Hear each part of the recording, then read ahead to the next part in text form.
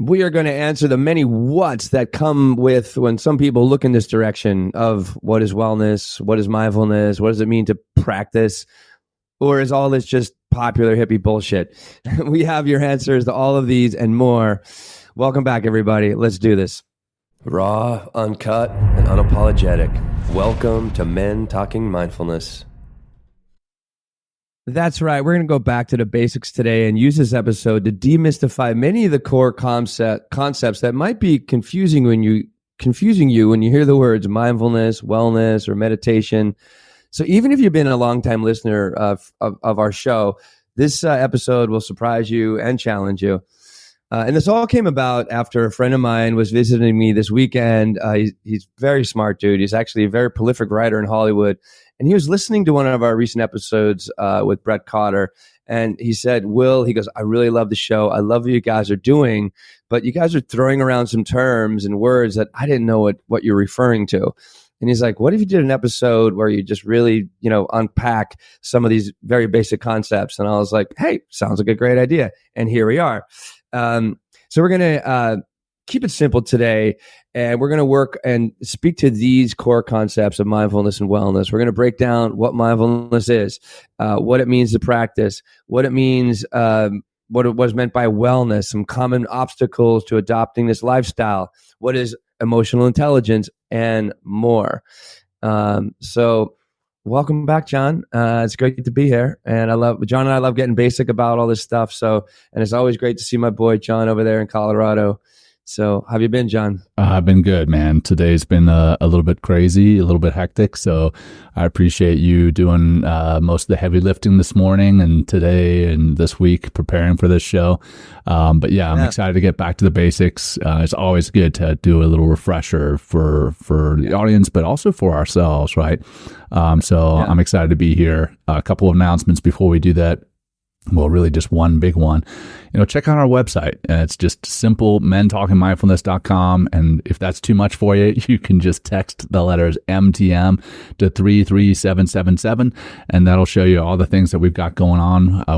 By the time this airs, we will have a couple of meditation courses underway, but be on the lookout for our future ones too. We've got some stuff coming out on mindful.org. We've got meditation coming out there. We've got newsletters, blogs. You can check out our Substack, but it's all right there on our website. If you just go to mentalkingmindfulness.com or text MTM to 33777. That's all I got for announcements. So let's jump into our opening practice, which, that's part of the show is we're going to explain what practicing means. And the reason it's called a practice is that it takes practice. You're never going to arrive at this area of perfection with mindfulness and meditation. And we'll talk about, the difference between those two things too. But a practice, what we're going to do today, for those of you who have never tuned in before, we bookend the show, beginning of the show and the end of the show with a practice. And all we're doing is just getting into our body, getting into this time, getting into this space. And we're going to do that by simply just doing one focused, intentional breath where we're paying attention. So whatever that looks like for you as far as getting comfortable before we get started, go ahead and take that position, get into that position. I'm standing. I know Will over there is sitting for this episode. If you're sitting, laying down, again, whatever is physically and psychologically safe for you. And then if that includes closing your eyes, then I invite you to do so. Otherwise, just soften your gaze, soften your eyelids, and just bring your attention to your breath to start. And we'll breathe out together, exhaling all our breath, emptying our lungs, emptying, holding empty at the bottom. Notice that feeling of emptiness, nice deep breath in, filling all the way up. Nice extra sip at the top. Hold. And release. And as you release, just notice what that feels like physically, emotionally, and let it go and bring some movement back into your body. And that right there is just a simple one breath focused. Move your shoulders, maybe wiggling your fingers and your toes. Again, just bring yourself into this space, this time. So let's kick it off, man. Let's kick it off with, what is mindfulness? And I'll just kind of lead into this. A lot of what we're going to refer to as mindfulness has been defined by Jon Kabat-Zinn. Jon Kabat-Zinn is essentially, if you look him up, he's kind of known as the father of mindfulness in the West. He started bringing mindfulness to a lot of veterans up in the Boston area, I think at UMass first, and I think he's over at Brown now. But he started bringing mindfulness to veterans, and we'll talk about again what that is here in a second. And he noticed that there was a big decrease, or he didn't notice it, but he proved it, showed it. It's evidence-based that there was a big decrease in stress and anxiety amongst these groups of veterans. And he has founded a specific type of mindfulness called mindfulness-based stress reduction, MBSR. And that's become big here in the West. But as far as the definition, and this is a piece, and you may hear my little girl screaming in the background. Hopefully it's not too loud, but I'm working from home these days. And again, raw, uncut, and unapologetic. So I'm not going to apologize for my little girl, but just be aware of her. And talking about awareness, that's what it is. Mindfulness it's that awareness that arises from paying attention on purpose to the present moment or in the present moment. And here's the key piece: without judgment. Without judgment. A lot of the time, what we find ourselves doing is we find ourselves in a moment. We're stressed out and we start judging ourselves, or we start judging that emotion. We're angry and we start judging ourselves. We judge that emotion. Or we're happy and we're like, this is how things need to stay. And we all know that nothing stays, right? Yeah. So we can enjoy the moment and just be in that moment, or maybe not enjoy it necessarily, but just be in that moment without judgment. So that's real quick, the definition, but you want to unpack that a little bit further, Will? Well, let's just go down through each one of those particular words, which are really important, and even, I think we're so, I don't think, first of all, I don't think we've ever kind of put all this one in all what we're going to talk about today in one episode. There's kind of dispersed all over the place. So, right. We're going to have a lot of, check out definitely the show notes. We're going to have a lot of different episodes that if you want to take a deeper dive, you can definitely get into those. But one thing we actually never really have talked about, but always kind of talk about, but never in a particular way, is what it means to be present, right? What does it mean just to be present? And simply being present means being available, open, and just here in the here and now, right? It's the only time it ever is. And if we're not in the here and now, if we're not being present, then we're lost in our thought, either in the past thinking or future thinking.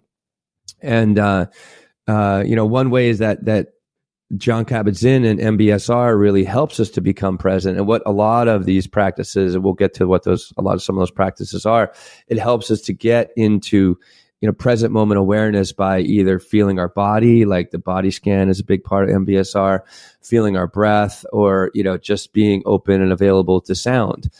And that next piece is really important, because what gets in the way of us being present to the moment is our mind starting to judge everything, right? Or start to pick it apart. And that's what the mind does. And I'm thankful the mind does this, John. It begins to, decipher or, differentiate between different things in the world. And it's very important, because we live in a physical world, and we need to know the different physical attributes of different things, like the difference between like a water and a rock, right? Or, versus, and not being judgmental and not kind of discerning and differentiating the rest of our environment. Because we live in the physical world, which is kind of our human part of the human being. But the other part, which is the more esoteric and the weirder part, and the stuff that kind of people get in the weeds about, and that's why we're doing this episode, is the being part, right? The human being. And the being is really the energy that we are in this physical world, in this human form. So what it really means to be present and to be as much of your being as possible, of the human being, is to just be present and just be here and just be, now oriented instead of like thought oriented. Anything else there? No, I love it. You're spot on, man. I love that now oriented, right? Present oriented there at the end. Well, I loved it all, but another piece that you've got here, and I really love, is it's like upgrading your entire software system. And yes, exactly. Like upgrading brings to mind. So yes, I definitely believe it's like updating your iOS or updating your whatever software system you're using on your computer. But I also like to think of it as defragmenting your hard drive. And I'm definitely dating myself here. But if you guys remember defragmenting your hard drive back in, late 90s or maybe early 2000s, you would get this little graphical user interface that would pop up on your screen, and it would show like the boxes that were kind of all over the place, and it would be moving these boxes into a more accessible spot, and it would clear some of the clutter. And that to me is what mindfulness is. It's helping to clear some of the clutter, tune out some of the noise in our lives. And one misconception or misperception of mindfulness is that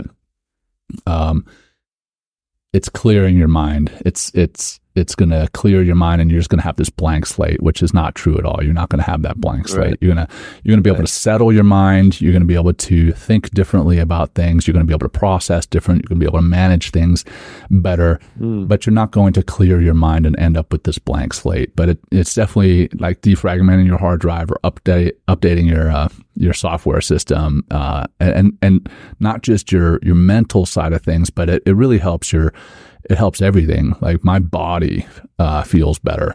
I feel better in my skin when I practice. So it's upgrading, in a way, it's upgrading your entire software system, but it's also in a way upgrading your hardware. And that's just a really good way of thinking about it.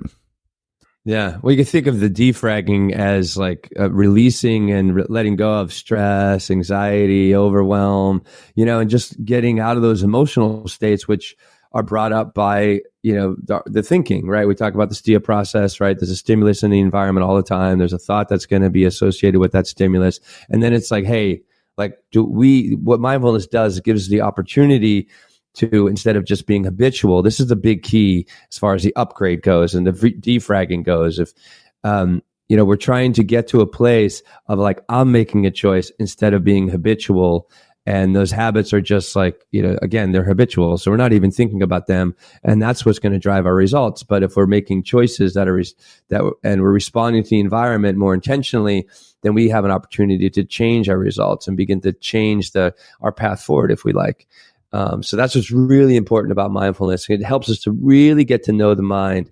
And so much of the mind is all these negative thoughts, and all these negative thoughts create negative emotions, and all of those, and we're going to be emotionally reactive, and therefore we're going to produce and do things that are from that emotionally reactive place, which is not the best place that we can be and work from. Yeah, so real quick, just unpacking that STIA process, because you went through it kind of fast. For those who are not familiar, this is a process, I think it was actually kind of outlined more specifically by Dr. Seth Hickerson in some of our past episodes, but it's STEA, and that's stimulus. Like the stimulus that we incur every day. It could be from, waking up in the morning and seeing a text message on your phone, to getting cut off by some jerk in traffic, to whatever. The S is stimulus. Then that stimulus is going to drive a thought. So that's the T. And then that thought is going to drive an emotion.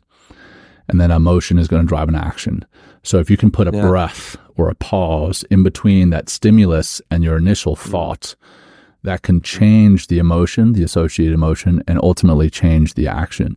So that's STIA for you, for those who have never heard us talk about it in the past. So just wanted to unpack that real quick. But along with that, what, a lot of people are like, so this mindfulness is kind of woo-woo. I don't really believe in it. It's a bunch of, what do you call it, hippie bullshit at the beginning. Yeah, exactly. Right? Well, and I thought of that. I thought of it as that way before. I remember when I was really young, my mother used to go to yoga. She still does yoga almost every morning on her own, but and she's 81, just a stud. Both my parents are. But anyhow, I went to a yoga class with her when I was, I don't know, maybe 10 or something. And they did some meditation at the end of this class. I'm a 10-year-old and I'm trying to sit quietly with my with my thoughts and calm my thoughts. And of course, my mind was everywhere. And I was like, what a bunch of weirdos sitting here. and then years later, decades later, I had it reintroduced to me, and I still thought of it as kind of hippie bullshit. And then somebody explained to me, why it works, what it does for you. And that's what I want to discuss really quick is, what are some of the benefits? It can, like we talked about, through the mindfulness based stress reduction. And you know what? I actually don't like that term, mindfulness-based stress reduction, because I actually think it helps you to manage the stress. It doesn't reduce the stress. So in my mind, it's mindfulness-based stress management instead of reduction. But that's critical, is learning how to manage your stress.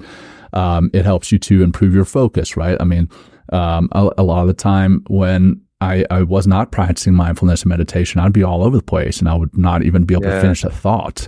It improves my focus in conversation. It improves my focus at work.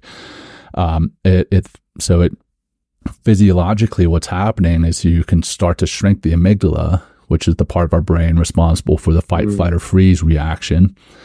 And we start to thicken the lining or the communication line between the amygdala and the prefrontal cortex, which allows us to think more clearly.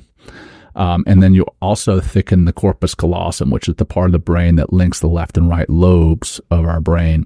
And so you can actually start to tap into more creativity, more emotional resilience, emotional intelligence. It can help you to sleep better, which as you sleep better, then you're going to have all sorts of compounding positive effects. But there's a ton of things that mindfulness and I'm going to say that specifically, and or meditation, because we'll kind of break down the difference here in a little bit, what they can do for you. Right.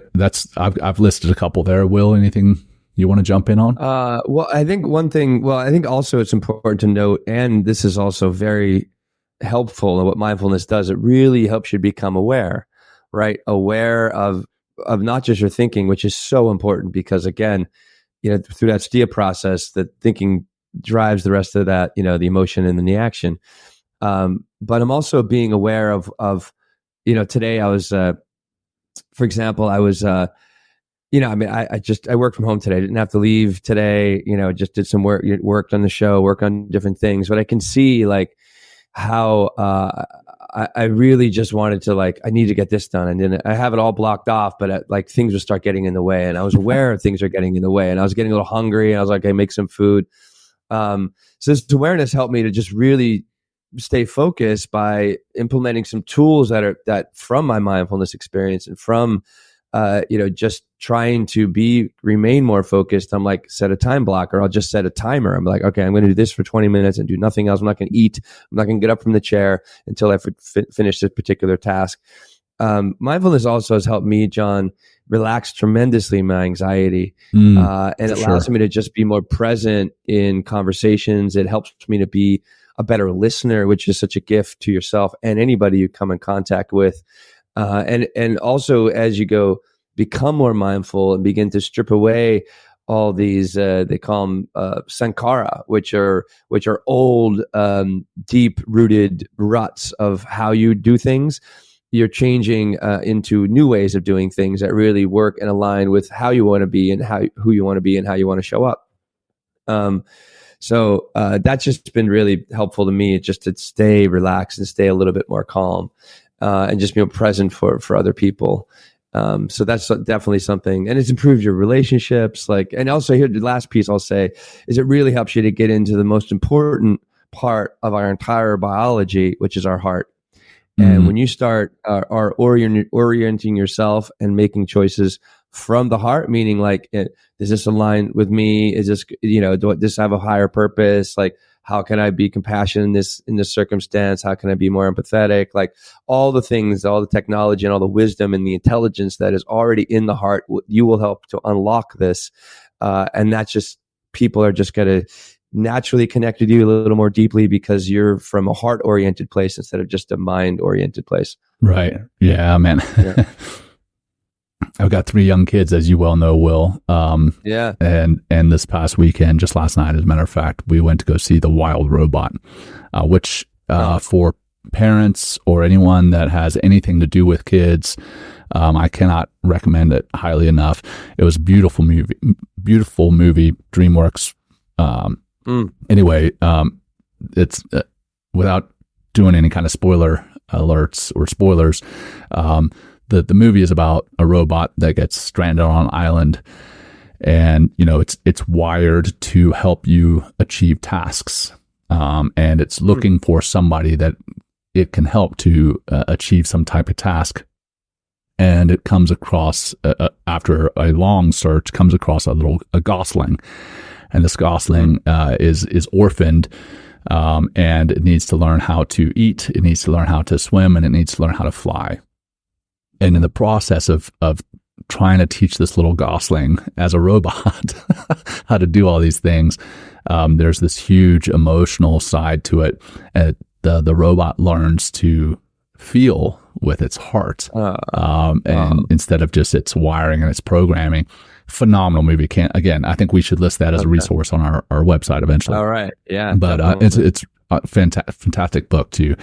Anyway, I think that's a big piece, is that it allows you to tap into another side of this thing that we call life. A lot of a lot of us go through life every day just thinking and doing, right? And you touched on it before, right? The human being, well, so many of us are human doings and not human beings. And we miss out. Like, if you go through life from A to B, A being birth, B being death, and all you do is achieve goals, which, I'm not against achieving goals. I'm all for it. I'm all for striving. I'm all for having some type of ambition. But if you don't experience some type of emotional connection with somebody or something in your life, you're missing out on, I would say, more than half of life. I think that truly is the key to having some sense of fulfillment and happiness. So I just wanted to bring in and kind of build upon what you talked about, is feeling with your heart rather than just experiencing with your mind. Yes, exactly. So let's move from that into, the difference between meditation and mindfulness. And I talk about this quite often in my talks, and I always put up a Venn diagram. And in my eyes, mindfulness is in one circle of the Venn diagram and meditation is in another.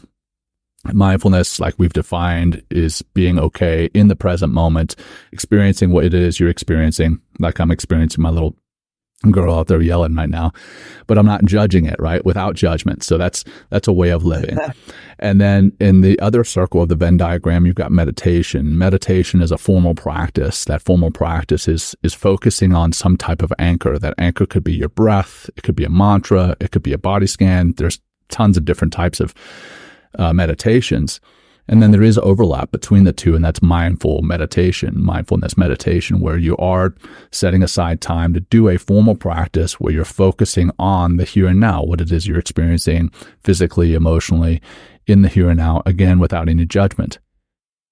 And they both complement one another. So mindfulness is going to make you a better meditator, and meditation is going to make you more mindful, more present, more in the moment. They absolutely support one another. Well, over to you, Will. No, you broke it down perfectly. I mean, there's a lot of different skills and tools that are within, mindfulness, and there's a lot of different, meditations. I think, why don't I'll just mention some of those now, like I have a little bit later, but yes, I mean, major, meditation, like we have just, the way we start our mindfulness or our meditation course is just getting to know your breath. It helps you to become more now oriented, right? So really, again, keeping it really simple. It's not like these things need to be complicated. It's not like, they're unattainable, or only attainable to, certain, human beings, right? They're attainable for all of us. And I really recommend, and why Jon and I are so passionate about it, is because we really feel that this is such a game changer for anybody that wants to practice and become more mindful and really get into more of that heart space and become less of a human doing and more of a human being. So breath and breath meditations are a great way to get down to that now orientation. You can just do a whole breathing practice for years, just getting to know your breath, which will be so incredibly beneficial to you. There's transcendental meditation that started years ago. It was something that you might have heard it. TM, the Beatles used to do it. There's a lot of famous people that do TM. I was actually trained in TM a long time ago. It is very beneficial, but maybe that's something that could be a step beyond, or one step down the path from just getting to know your breath and meditating with your breath. There's visualization meditations that can be a great way, to bring more things into your life and help to, abolish any kind of obstacles that might be getting in your way. The body scan meditation is, again, just getting to know your body and getting to know the impermanence of all things, which is, I cannot stress how incredibly important that is to your growing development and your growing mindfulness practices.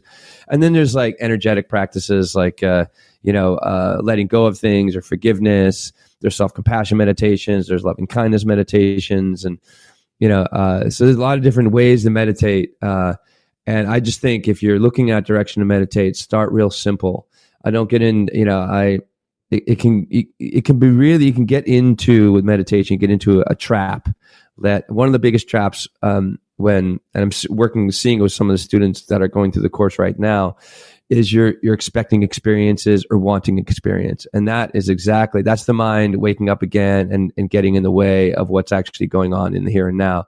So just getting really basic is a great way to just begin to achieve those levels of calm that will help to lend yourself not just to the here and now, but get you down into the self, get you down into that heart space, and help you to really see life in a very different way. So that's meditation there, Jon. Yeah. Yeah. Oh, well, the meditation, the breath, the body scan, the energetics, the self-compassion, a lot of it boils down to, like you said, not expecting anything, but also not doing anything. Like, that's a way to start. Exactly. To me, what I've found just recently, like within the last 2 years, when I sit in practice and I try to settle my mind immediately, I normally struggle. But if I just sit still and let all the thoughts that are going to come, let them come in the first 5 minutes, I normally am more successful, like just sitting still, settling my body first. Yeah. And then I do some breath work. That might be box breathing. It might be 4-7-8 breathing, which is box breathing. Again, I need to break this down. Box breathing is breathing in for a certain number of counts. So in this example, box breathing is breathing in for a count of 4. That's the first edge of the box. Holding for a count of 4, that's the top of the box. Breathing out for a count of 4, that's the other edge. And then holding for a count of 4, that's the bottom. And that's why they call it a box. And you do that, 4 or 5 times. That can help to settle your nervous system. You can do 4-7-8 breathing, which is breathing in for a count of 4, holding for a count of 7, and then breathing out forcefully for a count of 8. That also helps to settle the nervous system. And then once the nervous system is settled, then you can start to settle your mind. And that can be through that visualization, that body scan, the metta self-compassion meditations. But to me, I think it all starts with literally doing nothing. Because again, like we were talking about the human doing versus the human being, we rarely sit still. So I think that's a big piece of meditation. And then that's what, let me just say, Jon. I completely agree. And what I really begin to describe, one way that I kind of encourage people and market to people, like how meditation will help them, I'll ask them, like, do you want to get better at doing anything? They're like, oh yeah, I want to get better at this, that, and the other thing. I'm like, well, great. I was like, well, how much time do you take at getting good at doing nothing? And they're like confused. And I was like, if we're always in opposition, right? And there's no light without darkness. There's no sun without a moon. There's no up without a down, right? There's no right without a left. I was like, then there's doing and non-doing. So what if you get into the non-doing space, and then you think that would help you do things more effectively? And they're like, oh, that makes sense. And that's really what it is. I mean, just think of it, conceptualize. If you're like, oh, I can't meditate, or I think that's a bunch of bullshit. Well, then just put it in that paradigm. And then, maybe that'll help. be more likely to maybe do some meditation, because it really helps you to see, right? Because if I can just stop, and what you're really doing in meditation, and just a basic awareness meditation, you're just objectifying. You're just stepping back. You're not engaging. You're not attaching to the mind or to whatever else is coming up or the emotions. You're just being objective. Right. And then you can also come out of the meditation practice and just really see the world in a more objective way, which is so incredibly important, because you're no longer attaching to so many of the thoughts and the emotions that are available at every single circumstance, because your mind's just going to keep throwing them up. Hey, how about this? How about this? How about this? How about this? And it's your choice to attach to them or not. Yeah. So, yeah. Mm-hmm. And I want to come back to my Venn diagram example. May not have been perfect, as a matter of fact. Now thinking through it a little bit more, maybe mindfulness is the large circle. Yes, and meditation is actually a smaller circle within that. And so, that's just one of the mindfulness practices that is out there. Journaling would be another circle within that. Big mindfulness circle. Breath work. So there's a difference between breath work and meditation. You can do breath work as a mindfulness practice. For me, I like to have a mindful meal at least once a day. And what I mean by that is I'm not eating in my car. I'm not eating behind my computer screen. I'm not eating with my phone in my hand while I'm scrolling YouTube shorts. I am paying attention to the meal that's in front of me, or I'm paying attention to the people that are eating with me, right? Like my family. I don't have my phone on me while I'm at the table. I'm talking to my kids. I'm talking to my beautiful bride. That's a mindful meal. A mindful drive. Many of us drive to and from work the same time, the same way every single day. And there's times when you arrive at work and you realize, oh, I don't even know how I got here. I just kind of went through the motions, listened to the same, morning talk show. Right. And that in and of itself it's an intentional practice. And that kind of falls into the mindfulness circle of the Venn diagram. Right. What else would you say falls into that? What I want to say also is Jon is like, I worked with Jon for a long time, know Jon long. He's a very busy man. He's like, we do the show, he's got a whole family. And so just to even take time to step back and maybe just have a little cup of tea for a minute or two and just really feel the warmth, smell a little bit, that brings you back into the here and now, get now oriented. Right. So it's just, you can use these little tools sometimes, and sometimes it's a longer practice, like a 20-minute meditation, but just touching, like, hey, here I am. Here's my breath, right? Here's the tea smells like. That's how delicious my food smells. Like those little moments bring you back. And that's really the key and one of the fundamental aspects of mindfulness, is getting back to the here and now. Amen. So more practices is like, honoring your body. Like this is super important. We're in a massive health crisis in this country. And one of the reasons that we're in this health crisis, and a lot of that is driven by feelings of depression, or I'm not enough and I'm never going to get ahead, is because, we have an obesity problem in this country. It's almost 50%. 70% of the Americans are either overweight or obese. And that's an astronomical number in a society this large. And one of the reasons we don't do that is we're not moving and honoring our body what it needs. And it needs a certain amount of movement every single day. It also, needs good, hydration and good foods as well. But that's for another topic, another exercise. But just even moving your body. So whether that's walking, getting to the gym a certain amount of times a day, maybe you have a little morning routine or an afternoon routine or an evening routine, to just get in your body and remind yourself that you have a body, instead of you just being this bobblehead of thought and emotionally reactivity all the time. So that's another big one. And then and also we need to honor the fact that we're not just we are unique human beings, but we are tethered to a greater human connection. And we really can experience more of life and more of yourself, and maybe have reflected back to you maybe what's getting in the way, or what are the obstacles of you being more relaxed, by being around other people and just connecting with other people that you enjoy spending time with. So there's also that social interaction that I think needs to be honored. We need to be mindful of as well. We can't isolate ourselves, which a lot of men do. For sure. What is it? Yeah. For sure. So any other circles there in the Venn diagram? Yeah, I'm nerding out on the Venn diagram. So for those of you who don't know me, I am a super nerd. And I'd like to say secretly, but it's really not so secret. No. You have 2 math degrees, John. Yeah, so I have my undergrad and my master's in math, essentially, and I'm just going to add another circle to this Venn diagram. So we've got all the smaller circles. So we've got meditation, you got journaling, you've got the mindful meals, you got yoga. Those all kind of smaller circles that fit in the larger mindfulness circle.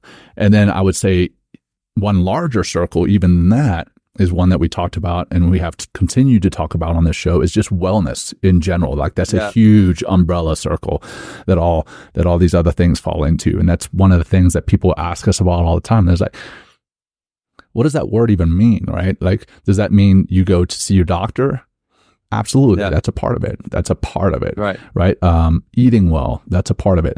And I know we're going to unpack this a little further, but I've got this app, and I think I've talked about it before. It's called Humanity. And I'm going to bring it up to show you. So if you're watching the show, you'll be able to see it, but it gives this, number through your day, and it tells you how well you are for that day. And it includes things that you're doing for movement, nutrition, mind, and recovery. So it includes your sleep. It's kind of like the Whoop. It's actually tied to the Whoop, which, we always sing the praises. But so right now it's telling me try 10 minutes of cleaning to increase your score, right? You get it's gamified wellness. But then over and above that, you go to another tab and says my aging. And it's basically epigenetics, right? It's tying your biological age, or rather, it compares your biological age to your chronological age. So I'm 47, turned 47 in August of this year, 2024, and it's showing that I am 47.8. So I'm actually 0.7 years older biologically, based on input that I put into this, based on my weight, based on my activity level. But just since I've had this app, I've decreased that. It was plus 2 years. So it's certainly not perfect, but it's a motivator. But the reason I'm bringing it up is not to sell this app, although if you want to get it, try it out. But it incorporates all these different types of wellness. It says cleaning, getting out and actively cleaning your house. That's, you're going to it's moving your body. But what else is that doing? Getting into a cleaner space. It helps you to sort your mind out. It does a 20-minute walk. It has, hot temperatures, hot showers, cold showers, time out in nature, time out in the sun. That, to me, those are key aspects, parts of mindfulness. But let's talk about that a little bit more. Of wellness, right? I'm sorry, of wellness. Yes, thanks for catching that. Right. Wellness, it is a very broad umbrella term for so much of what we do and what we talk about on this show. It's physical well-being, it's mental well-being, emotional, social, spiritual, nutritional, right? We talked about how your nutrition can affect your mental health. But there's so many different dimensions of that. Okay. And then just honoring those. And sometimes you don't know, there's a lot of confusion out there of what is good health, what is good wellness. And and sometimes some people think, I'm just going to take the next pill, right? And it'll solve my problem. And it's just I don't know if I'd go down that. I would not suggest going down that path. I would first look at it hey, is my sleep in check? Just like you're talking about, John, right? Is my hydration in check? Am I eating whole, nutritious foods? Am I staying hydrated?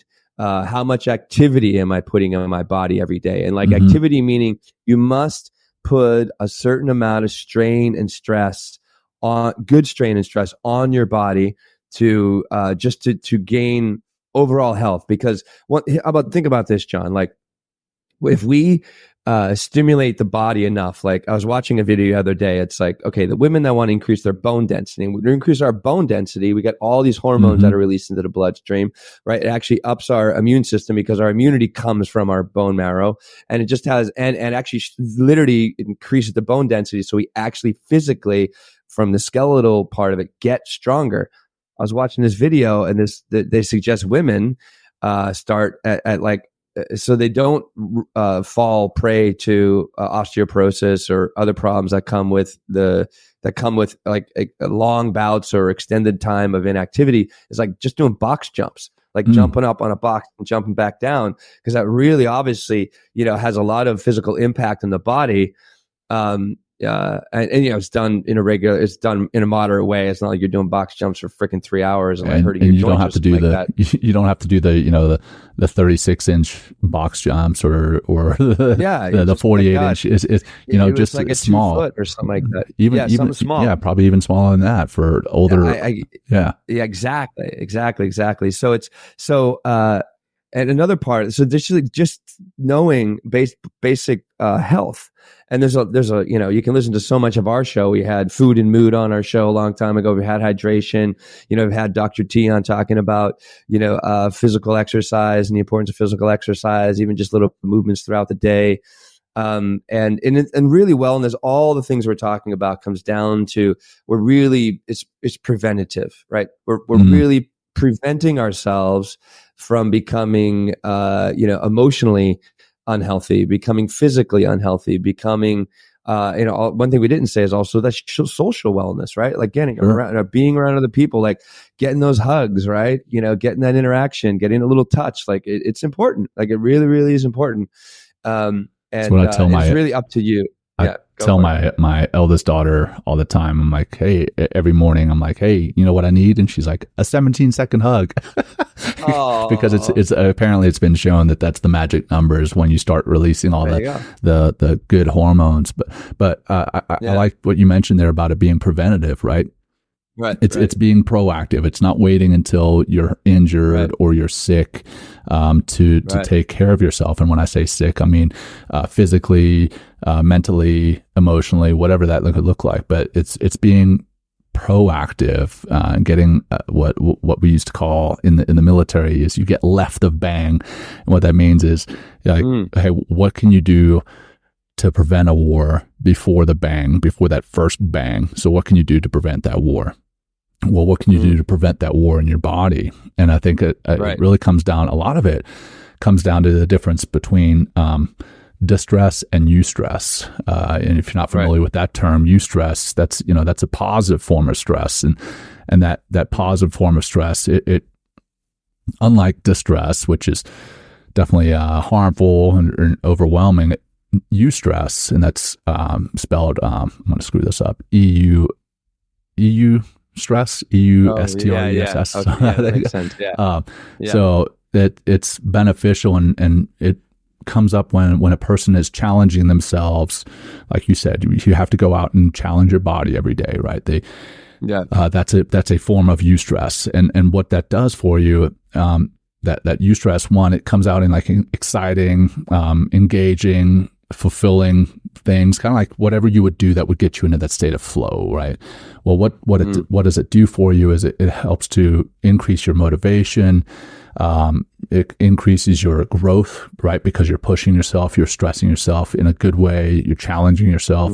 And then I think it gives you a sense of control, or at least perceived control, because you are putting the stress on yourself. It's not stress that's coming on you from outside world. It's you putting it on. So what are some of the examples of that? You've already mentioned exercise. I like public speaking, which is funny because I never thought that I would, but I like that little form of nervousness before I get up on stage. Planning a vacation, right? I've got a vacation coming up in November. My family's going Hawaii, and then in the spring, my eldest daughter and I are going to Australia. And putting that on the calendar, it's stressful, but I'm like, hell yeah, that's something that I'm looking forward to, right? Awesome. What were you talking about before, where somebody's wanting to learn a new skill, right? Like you and I both, funny enough, it took us a while to learn this, but we both played the trombone. And man, awful. I tell you, I wish I could learn it again. But when I first learned the trombone, that was a great thing for me. It was eustress. I was putting that on myself, learning that new instrument, learning a new hobby, learning a new challenge, language. That's what I think is the difference between stress that is harmful to you and wellness. Wellness is a form of intentionally applying some level of eustress, or that's a part of it. Coming back to Venn diagrams, but I won't nerd out anymore. But that's I think that's a key piece. I'll sum up wellness with this. Like, if you're out there struggling with stress or anxiety, right? Well, they did a study a long time ago, and they said, or this is in the UK back in 2012, that 70% of all hospital visits are stress related. Mm-hmm. So think about that. Like, so it literally, stress and the hormones that are associated with it, really they downgrade and denigrate our physical and mental self. And it can do, and over time, over long periods of time, or depending on the level of stress that you're experiencing, it can literally put you in a hospital. Yeah. It can literally, I mean, there's, I don't know what the link is, but I'm sure they've shown link between anxiety, stress, and like heart attacks and cancer and stuff like that. You know what I mean? There are. I don't know what they are, but I know they're out there because that's what stress can do to you over an extended period of time. So why wait? Why wait to wake up, right? When you're in the hospital or have your first heart attack, when you can literally start right now, right, and alleviate some of that stress, and you can literally begin to create more longevity and increase your overall health dramatically. So let's switch over to Jon. Real quick, man. I just want to kind of give a little bit of data on that. So while you were talking, I just typed into ChatGPT, what are the scientific studies done on stress and wellness.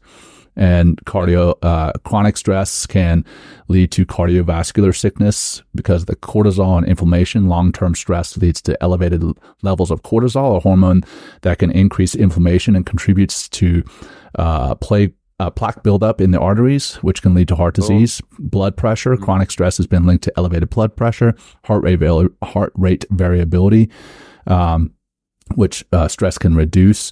Then another big one is acute stress and heart attack. You can have broken heart syndrome, which is a real thing. As you have stress throughout it, it's an acute emotional or physical stress can cause temporary condition where the heart's main pumping chamber weakens, mimicking a heart attack. And this is often referred to as stress-induced cardiomyopathy. Stress and unhealthy behaviors. So you become more likely to do some risky things that are not good for you, eating emotionally and obesity, work-related stress, depression, anxiety, and the list goes on, man. I'm scrolling and scrolling and scrolling. Yeah, and then there's multiple studies, like thousands. So there's a direct link. Yeah. There's a direct fucking link, and this is a great way to detach from that catastrophe that Jon's talking about, you want to waste your time, you want to use your time right now, be responsible of your time right now and become more mindful, get to know your breath, begin to practice, begin to calm down, alleviate that stress and anxiety, then do it. Or do you want to take your time 4 or 5 years from now where you can't work, right? You can't walk, or you have some sort of a time frame that you got to work months and months and months to get back to just a basic baseline of health that you can actually function on your own. Like, so the choice is yours, right? Again, keyword here is this is preventative, and take, and that little bit of time investment, that little bit of money investment can save you a hell of a lot of heartache, a hell of a lot of physical pain in the future, and a hell of a lot of wasted time because you're not using your time right now in order to step up and take this opportunity to like shift what's going on the inside. Yeah. So what's keeping us from stepping up and taking that opportunity, right? Resistance, right? The war of art. And it's funny, man. I feel bad because I recommended the war of art the other day, a couple weeks back. And, and I said, it's Stephen Pressfield. And the guy picked up The Art of War, also a fantastic read, but The Art of War is Sun Tzu. Two very, very different reads. So the War of Art in that book that Will's holding up, it's Stephen Pressfield. He talks about resistance and then becoming going pro in the book. Going Pro is the second book. Going Pro is the second book. Great book. Yeah, but Going Pro is defined in the War of Art. Oh, yes, of course, yeah. So, but basically resistance is, we use excuses like, I don't have time. We get wrapped up in our work. We get wrapped in our ego. What feeds our ego? Well, we get recognized for the amount of work that we have in a day. We feed our ego by looking at our calendar and being like, oh my gosh, I have 50 meetings today. I am such a great person. Right. I'm so important. But what could you do if you allowed yourself time to get up and go move your body like we talked about? What are some other examples of the resistance? Well, I mean, he talks. There's many. It's like he talks about many different forms. It's going to show up. So whether it's victimhood or whether you're self-medicating or there's drama or your resistance with trauma or sex, like there's so many things that are always, the mind is always going to present you with something to go to one of two places. All the mind knows, right, is well, two things. It knows the past or the future, but what it's always seeking is more, and it's more of what it loves or more of what it knows. That's it. So if you want to stay in the mind and get drug around by the mental thoughts and the emotions that arise with them, then the resistance is going to be a part of that. And the resistance is always going to be there, and it's going to show up time and time and time again, especially when you try to do something new. But that's what being calm and getting to calm and getting more mindful is going to help you to do, because then it's like, wait, I've been down that path before. Do I want to go down that path again? What are the results of when I typically go down that path, right? And do I want those results in this moment right now? Or I can be like, hey, all right, don't want to go there. What's the next step I can, what's the step I can take over here in order to change? And as soon as you start to make change, the mind's going to be like, you're not serving the mind right now, right? More of what I love and more of what I know. And it'll try to put some sort of roadblock, which Stephen Pressfield talks to as, which he refers to as resistance. And it's interesting because he defines resistance not just as an idea, but an actual identity. And I like that he says like an actual entity. That's it, more of the word, more of an entity that is within all of us and around us all the time. And he very succinctly and so beautifully writes, he goes, resistance is a universal force that acts against human creativity and endeavors. It's described as a faceless, formless, and heartless energy whose sole purpose is to prevent individuals from starting and completing their creative work. Resistance manifests in various forms such as rationalizing, fear, anxiety, procrastination, self-doubt, and even sabotage by others. It is an internal sensation. Think about that. It's an internal sensation that is more powerful than any external obstacle and is particularly potent when individuals attempt to pursue work that is important to their soul's evolution. Wow. Right? Mind-blowing, yeah. That is... I know, really mind-blowing. And he really hits on so many levels. And really, that's kind of, I love those last two words, is what all this mindfulness and everything we're talking about, wellness, is the soul's evolution, right? Really upgrading that operating system, upgrading that software, because we can try to deny our energetic soul self that we are, right? But that's who we are. And that's who we're, if you really want to, that's who we're trying to get to a little bit more every single day. And why are we talking about this here? Where he talks about completing their creative work. Resistance prevents individuals from starting and completing their creative work. Well, in one way, you are your own creative work, right? Taking care of yourself, taking care of your body, your mind. You create yourself in a way, right? Obviously, I'm not going to get into the religious side of what created us and put us on. But what can we do? What do we have in our power to further refine who we are, what we are? And that's the creative work that we're referring to. Is it taking care of your wellness, practicing wellness, physical, mental, emotional, spiritual, whatever that is, a creative work. So that's why we're bringing it up, because that same stuff, all that same stuff that Will read about, that Stephen Pressfield writes about, it keeps us from practicing wellness. It can be the rationalizing, the fear, the anxiety, the procrastination, self-doubt, and even sabotage by others. And that sabotage by others, it's not necessarily the enemy. It could be our friend being like, "Hey man, don't worry about hitting the gym. Let's go get effed up." Right? Let's go drink. Let's go drink. Let's go eat a gallon of ice cream. Whatever it is, right? Or I mean, it could even be your family, right? And and they won't intentionally be sabotaging you, but right, I've got kids, and I will find they don't eat the food on their plate. So what do? I eat the food. that's right. I would like to say that's them sabotaging me, but in actuality, it's myself. I'm sabotaging myself, and I'm blaming it on others. And that's another thing, is we blame others when it's not their fault. Very true. So anyhow, So where else do you want to go here, man? Well, we're going to talk about emotional intelligence in a second, but I love what you brought up there, Jon, about, you're your own artist. You're the own creator of your experience. Da Vinci, when he was chiseling out David, right? The statue David, he's like, someone asked him, like, how did you do that? He's like, oh, David was always in the stone. I just chipped away the excess. And you, as your own artist, needs to chip away all the excess, all the things that gets in the way from the brilliant, right, self that you are, right, deep inside of you. But it takes work.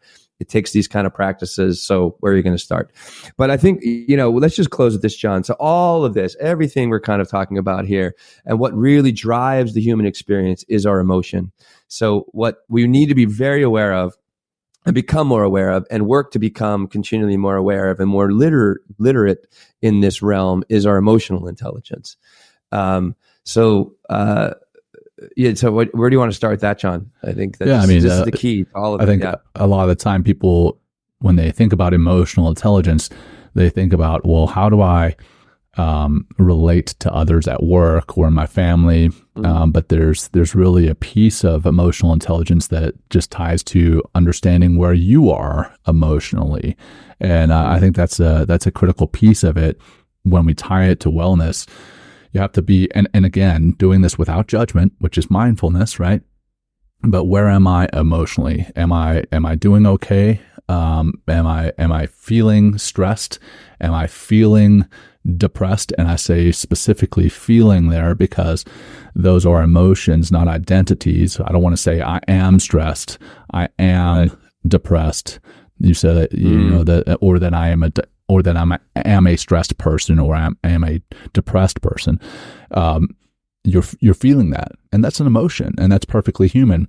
And being aware of the difference there, I think that's a huge piece of emotional intelligence that ties into wellness. But what else does emotional wellness do for us, and how else do we express it?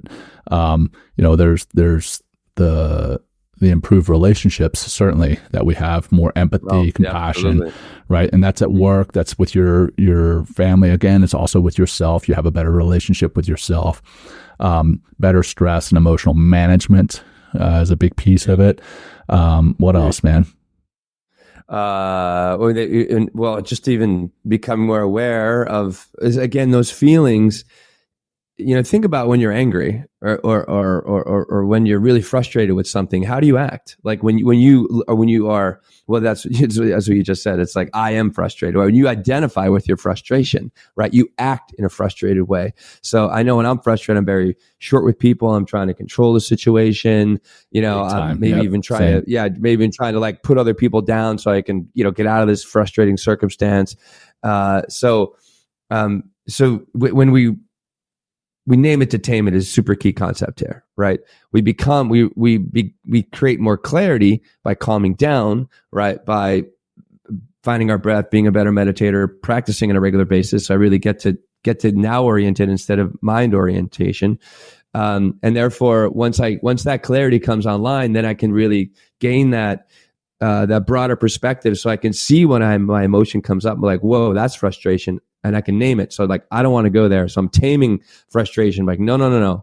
I like that. I'm not going to go down a frustration route. So therefore, this all leads to enhanced decision-making, because here I am, right, being responsible of my emotions, not attaching to them, and making a choice that aligns with what's needed in that particular circumstance or the intention that I've been trying to exercise in this particular moment. So that's huge. And it is an increased resilience as well. So instead of you, again, being a slave to the amygdala hijack, which drives you into that emotional experience, which gives you those emotional results, which usually, are usually regretting or backpedaling or apologizing for, I can just be with my emotions. I can let frustration and overwhelm and stress kind of move through me. We had Sam Calbert on the show recently. He talked about the 90-second rule. We have basically most emotions, they linger in our consciousness and our being energetically and in our mind for 90 seconds. So you just got to kind of wait it out. Take some breaths, step away, take a little walk, just to kind of let go of that. And that's going to really help you to become more resilient. So you become a better decision maker, and improve any relationship, especially to yourself. And this has been shown, right? This emotional intelligence is going to create more job satisfaction and performance, right? IQ gets you hired. EQ is what gets you promoted, because I know that I only want to work with people like Jon. He's a good dude. He's emotionally responsible. He's not like, blaming me for shit all the time that I didn't even do. Like he's really just not out loud anyway. Dude. Yeah, right. I know. I never hear it, so I don't want to hear it anyway, Jon. Because I'm fucking perfect. I'm perfect, dude. All right, let's go back to our narcissism episode. I know, right? I just kidding. So, so that just think how that's going to translate, not just even at work, but how about in your closest relationships when you become more emotionally intelligent. My relationships have improved dramatically with all of my loved ones because I make sure I do the best I can to stay calm, or if I'm not calm, I don't open my mouth, or I don't take an action when I'm feeling like, oh my God, I want to, strangle someone right now. So anything that's the STIA process. Yeah. In action, right? Stimulus, thought, emotion, action. And I think that is a nice way to end the conversation, is that it all comes down to stimulus, thought, emotion, action. As far as the emotional intelligence piece. But what are we talking about today? Wellness. Wellness includes all of this. It includes mindfulness. It includes meditation. It includes going to the doctor. It includes eating right. It includes, getting out and moving, getting into some sunlight, getting into some nature, hydrating. You can really sit down all day and talk about wellness. And that's what we're trying to break down here. Back to the basics, unpacking wellness. Emotional intelligence is a key aspect to that. So. Yeah. It starts 5 minutes, guys. It starts at 5. Anyone's listening, pick one thing, all we mentioned today, and just do one thing that really speaks to you on a soul level, on a heart level, and just start exercising that for 5 minutes every day. And just watch. Again, it's like this ripple effect, and it just keeps rolling. The next thing you know, it's like, oh, I'm going to take a meditation class that Men Talking Mindfulness is offering, or I'm going to, or I'm going to do something else that really speaks to me and helps me to release the stress, gain that clarity, and step forward and be more emotionally responsible instead of emotionally reactive and messing everything up. There you go. Awesome, Jon. Cool. One breath practice to close. Let's do one breath practice and done. Yeah. Okay. Yeah. All right. Let's just do 3 breaths, everybody. We'll do 3 breaths so you can feel a little bit more of that breath. And this just could be a great place to start. Just doing 3 breaths like this every hour or something like that. But exhale the breath all the way out. What's important here is really with breathing practice, really try to take a deep breath. So maybe bring a hand onto your navel and take a big breath into your hand. So you feel that expansion down in the navel all the way to the front, the back, the sides, then to the top. And exhale, let the breath go out slowly and mindfully through the mouth, pushing the breath out gently, creating a nice, cool kind of wave and breeze. And again, inhale, big breath. And let it go. And you can feel things change when you begin to breathe in this way. And one more time, inhale. Let it go out, out, out. And maybe you pause the recording now and just do several more of these and just really feel more of that experience. But we're going to pop out, and I'm just going to say thank you, Jon. Thank everybody for listening. I hope this was very helpful. Share this with anybody that's just like, oh, all this mindfulness is just tree hugging hippie bullshit. All right, it's not. It's not. It really makes a big difference. This is how people describe, or I know they're kind of picking on me a little bit, but this is how people describe this to me. I'm like, well. How's that going? Yeah, right. All right. Thanks, everyone. We appreciate y'all. And until next time, take care. Peace. Peace, everybody. Thank you. Thank you for joining us today. We hope you walk away with some new tools and insights to guide you on your life journey. New episodes are being published every week, so please join us again for some meaningful discussion. For more information, please check out mentalkingmindfulness.com.